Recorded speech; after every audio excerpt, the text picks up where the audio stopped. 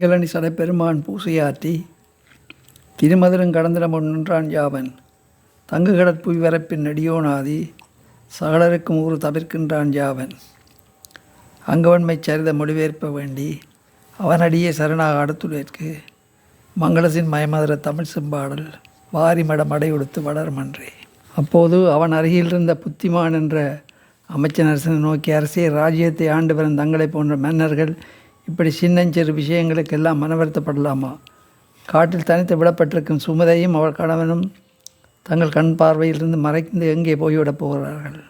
மேலும் அவ்விருவரையும் கொல்வதை விட பிறக்கப் போகும் குழந்தையை மட்டும் கொல்வதுதான் தர்மமாகும். மந்திரம், தந்திரம்,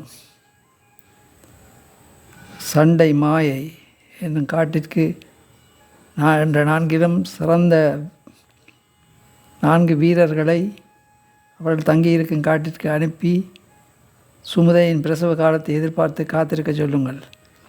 அவள் பிரசவித்தவுடன் அக்குழந்தையை அவ்வீரர்கள் கொன்றுவிட்டு திரும்பட்டும் என்று தீய வார்த்தைகளை உபதேசித்தான்.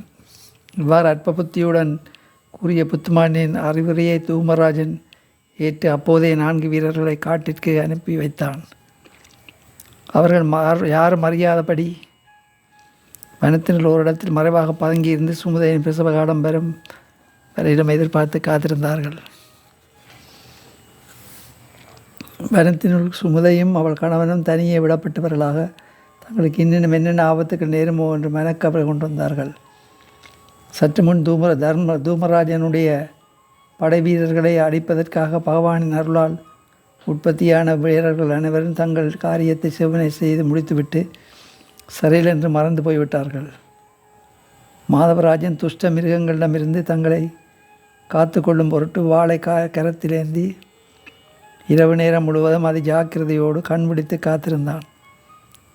இவ்வாறாக பிரதி தினமும் ஒவ்வொரு இடங்களில் சென்று முற்றும் துறந்த முனிவர்களும் போல அவர்கள் காலம் கழித்து வந்தார்கள்.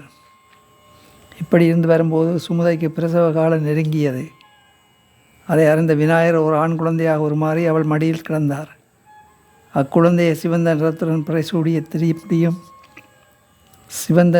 பிரசூடிய திருமுடியும் குண்டலம் அணிந்த செவிகளும் அழுப்படை தாமரை மலர் ஜெபமாலை மோதகம் என்னும் இறைவனை ஏந்திய 4 திருக்கரங்களையும் 3 விழிகளோடு கூடிய பிரகாசமான அவயவங்களுடன் காட்சி அளித்தது.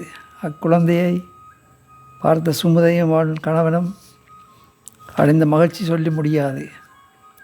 அக்குழந்தை தன்னுடைய சின்னஞ்சிறிய பவளவாயை திறந்து சுமுதையை நோக்கி, அம்மா, திருலோகங்களிலும் பாலச்சந்திரன் என்று சொல்லத்தக்க விநாயகமூர்த்தியே நானாவன்.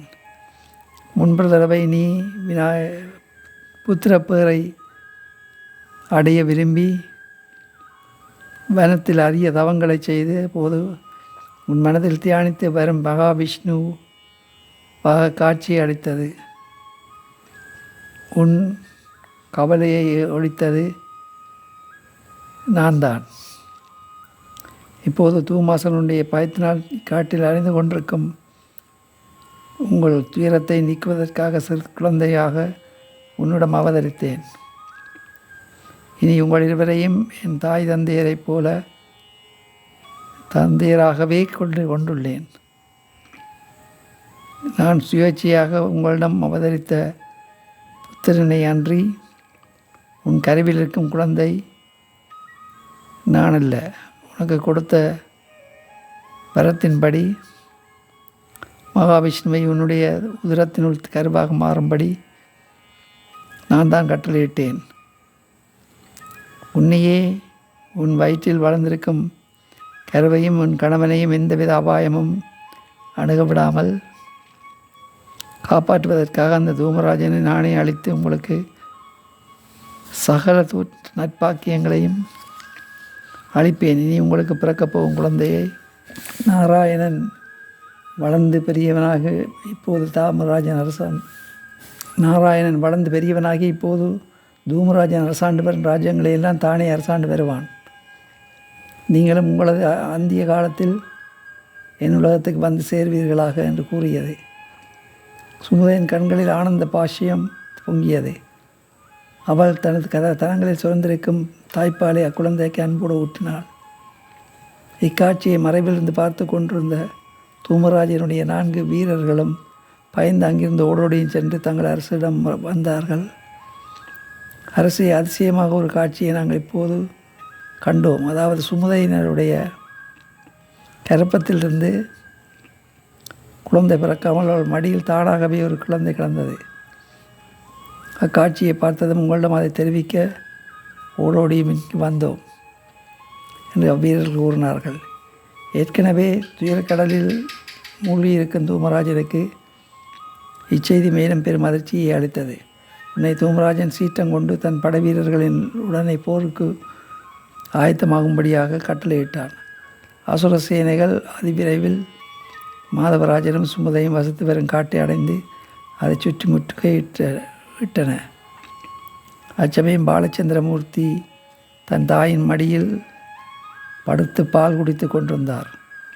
அவர் எதிரில் சென்ற தூமராஜன் தன் வில்லால் அதிலே நாணேற்றி அளவற்ற பானங்களை மழை போல சொரிந்தார். அப்பானங்கள் வெளிப்பட்டவுடனே புகைந்து சீறிக்கொண்டு வந்து பாலச்சந்திரன் திருமேனியில் கருத்த மேகங்களைப் போல் சூழ்ந்து கொண்டன. அதை கண்ட சுமதையும் மகாராஜனும் அளவு முறிய பயத்தினால் கதியிறங்கி போய்விட்டார்கள். அப்போது பாலச்சந்திரமூர்த்தி புன்முறுவலுடன் தன் தாயந்தேரலை நோக்கி, பெற்றோர்களே, நீங்கள் எதற்கும் அஞ்ச வேண்டாம் என்று கூறிவிட்டு தம் வாயிலிருந்து பந்து போல் புகைப்படலங்களை வெளியே விட்டார். அப்புகைப்படலங்கள் எங்கும் சுற்றி சுழன்று அஷ்ட திசைகளிலும் பரவி கனத்த இருளில் மூழ்கடித்து காணப்பட்டது. உடனே தூமராஜனுக்கும் அவனுடைய சேனா வீரர்களுக்கும் பார்வை தெரியாமல் மயங்கி போய் பாதாள உலகத்தில் இடறி விழுந்து மடிந்தார்கள். வானிலிருந்து தேவர்கள் ஜெய ஜெய என்று போற்றி புகழ்ந்து பாரிஜாத மலர்களை பொழிந்தார்கள். முனிவர்கள் அனைவரும் பலவிதமான பூஜை பொருட்களினாலும் வேதாகமங்களினாலும் பாலச்சந்திரமூர்த்தியை பூஜித்து வணங்கினர். மாதவராஜனுடைய சுமதையும் தங்கள் குழந்தையின் மகிமையை அறிந்து மனக்கவலைகள் நீங்க பெற்றவர்களாக ஆனந்தமடைந்தார்கள். பின்னர் குழந்தை வடியில் இருந்த பாலச்சந்திரன் தன் தோற்றத்தை மறைத்து தம்முடைய பக்தர்கள் மனக்கோலத்தில் காட்சி தந்தார். தூமராஜனையும் அவன் சேனைகளையும் ஒரு நொடிப்பொழுதில் தூமத்தினால் புகையினால் அழித்துவிட்ட பாலச்சந்திரமூர்த்திக்கு அன்று முதல் தூமகேது என்று பேரும் பலங்களாயிற்று. அதன் பின்னர் மாதவராஜனும் சுமுதையும் தங்கள் நகரம் சேர்ந்து சகல சௌபாக்கியங்களுடனும் ஆனந்தமாக வாழ்ந்து வரலானார்கள். இவ்வாறாக சில நாட்கள் சென்ற பிறகு சுமுதையின் வயிற்றில் மகாவிஷ்ணு அவதரித்தார். அக்குழந்தையை மிகவும் செல்வத்துடன் அவர்கள் வளர்த்து வந்தனர். மாதவராஜன் தன் குமாரனுக்கு உரிய பருவம் வந்ததும் தன் அரசாட்சியை அவன் வசம் ஒப்படைத்துவிட்டு தன் மனைவியுடன் சேர்ந்து விநாயகமூர்த்தியை இடைவிடாமல் தியானித்து வந்தான். அவ்விருவரும் தங்கள் அந்திய காலத்தில் மோட்சத்தை அடைந்து பேரின்பத்தில் திளைத்தார்கள். திருமகனாக அவதரித்த திருமால் தன் தந்தையின் அரசாட்சியை நல்ல முறையில் நீண்ட காலம் அரசாண்டு வந்து சகல போக பாக்கியங்களையும் அனுபவித்து மகிழ்ந்திருந்தார். திங்களணி சடப்பெருமான் பூசையாற்றி திருமதிலும் கடந்திரமுன் நின்றான் யாவன்.